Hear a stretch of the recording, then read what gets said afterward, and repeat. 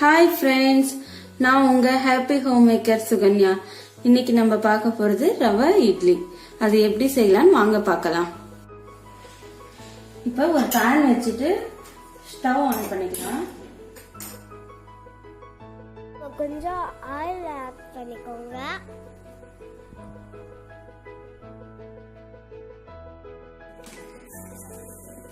இப்போ ஆயில் லிட்டர்னு கடுகு, கடலைப்பருப்பு, உளுத்தம்பருப்பு ஆட் பண்ணிட்டு கேஷ்யூ ஆட் பண்ணிடலாம்.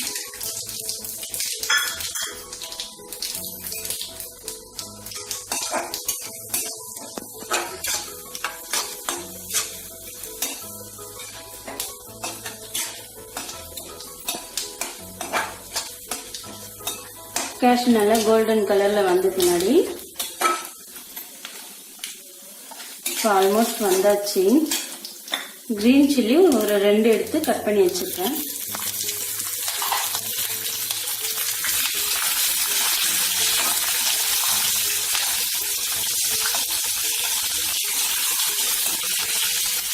கறிக்கு தேவையான அளவுக்கு நம்ம எடுத்துக்கலாம்.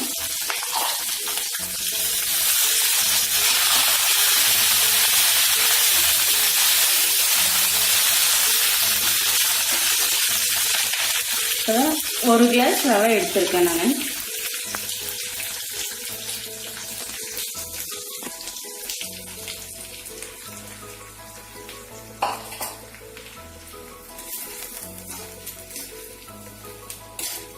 இது கொஞ்சம் நல்லா கோல்டன் கலர் வர தேவையில்லை, ஓரளவுக்கு ஃப்ரை ஆனா போதும் இந்த ரவை. ஏன்னா நம்ம இட்லி செய்யறதால கொஞ்சம் ஒயிட்டா இருக்கணும் இல்லைங்களா இட்லி.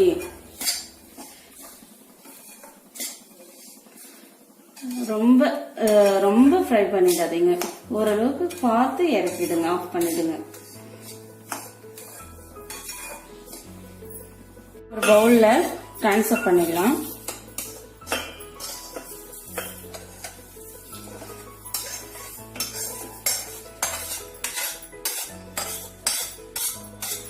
சூடு இல்லாம இருக்கணுங்க.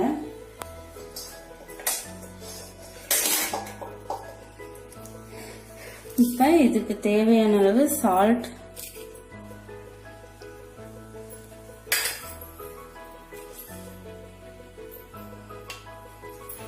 கொஞ்சமா பேக்கிங் சோடா போட்டு இதுல மிக்ஸ் பண்ணிடலாம்.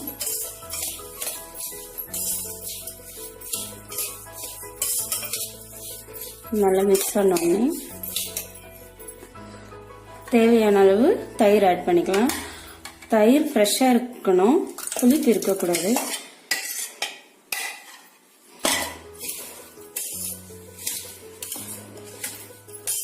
புளிப்பு இருந்தா சாப்பிட அவ்வளவா நல்லா இருக்காது இந்த ரவை. புளிப்பு இருந்தா, தயிர்ல புளிப்பு இருந்தா ரவா இட்லி அவ்வளவா நல்லா இருக்காது.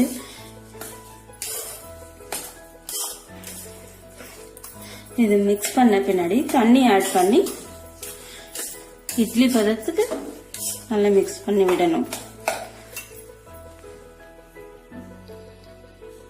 இப்ப நம்ம எந்த பவுல்ல தயிர் எடுத்தோமோ அந்த குவான்டிட்டியே வாட்டர் ஆட் பண்ண தேவைப்படும்.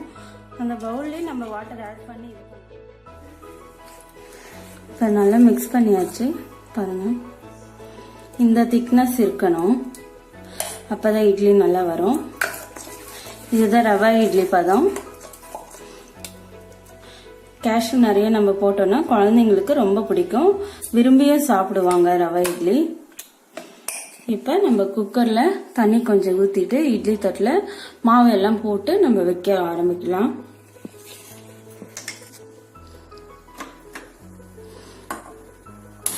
இப்ப நம்ம ஸ்டவ் ஆன் பண்ணிட்டு குக்கர்ல தண்ணி ஊத்தி வச்சிடலாம். இது சூடாகட்டும். ஒரு கப் கேரட் துருவல் எடுத்திருக்கேன். பாருங்க, பிளேட்ல ஆயில் எல்லாம் அப்ளை பண்ணல. கேரட்டை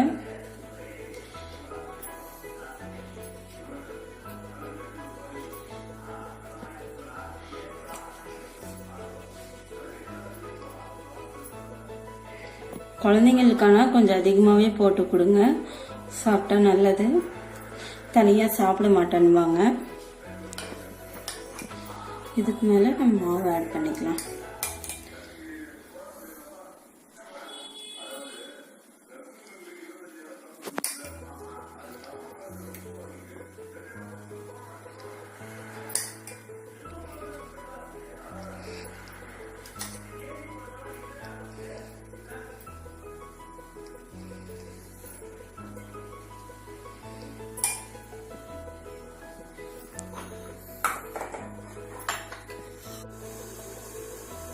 இப்ப மாவு ஊத்தி முடிக்கிறதுக்குள்ள தண்ணி கொதிச்சாச்சு. இதுக்குள்ள வச்சுட்டு லிட் போட்டு க்ளோஸ் பண்ணிடலாம்.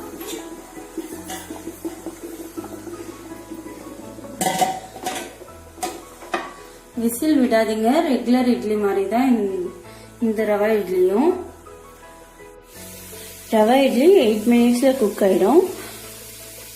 ரொம்ப சிம்பிளான மெத்தட், குழந்தைங்களுக்கு ரொம்ப பிடிக்குங்க. இது 20 மினிட்ஸ்ல ரெடி பண்ணிடலாம் இந்த டிஃபன். இதுக்கு தேங்காய் சட்னி தொட்டுக்க இருந்தா நல்லா இருக்கும். நம்ம எங்கேயாவது டிராவல் பண்ணிட்டு வந்தோம்னா டயர்டா இருக்கும். அந்த டைம்ல இந்த மாதிரி டிஃபன் செய்யும் போது ரொம்ப சட்டுன்ட்டு முடிஞ்சிடும். நம்ம ரவை எல்லாம் ஃப்ரை பண்ணி வச்சுட்டு சூடு ஆறுறதுக்குள்ள நம்ம தேங்காய் சட்னி ரெடி பண்ணிடலாம். அதுக்கப்புறமா அந்த மிக்ஸ் பண்ணிட்டு நம்ம குக்கர்ல இட்லி வச்சிட்டோம்னா சட்டுன்ட்டு முடிஞ்சிடும். குழந்தைங்களுக்கு ரொம்ப விரும்பி சாப்பிடுவாங்க. கண்டிப்பா ட்ரை பண்ணி பாருங்க. பாருங்க, கேரட் போட்ட இட்லியும் வச்சிருக்கேன், கேரட் போடாத பிளைன் இட்லி வச்சிருக்கேன். பார்க்க எப்படி இருக்குன்னு பாருங்க. இந்த மாதிரி இருக்கிறவங்க கேரட் போட்டிருந்தா அந்த ஸ்ட்ரென்த்தும் கிடைக்கும், குழந்தைங்களுக்கு பார்க்கவும் அட்ராக்ஷனா இருக்கும். நம்ம கேரட் இல்லைன்னா இந்த மாதிரி வெறும் ரவை இட்லி மாவு மட்டும் ஊற்றி சாப்பிட்டுக்கலாம். அதுக்கு நான் கோகனட் சட்னி சர்வ் பண்ணிடுறேன்.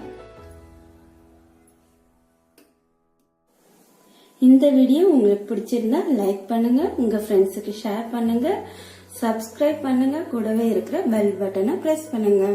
பெல் பட்டன் பிரஸ் பண்ற போது உங்களுக்கு லேட்டஸ்டான அப்டேட்ஸ் கிடைக்கும். தேங்க்யூ.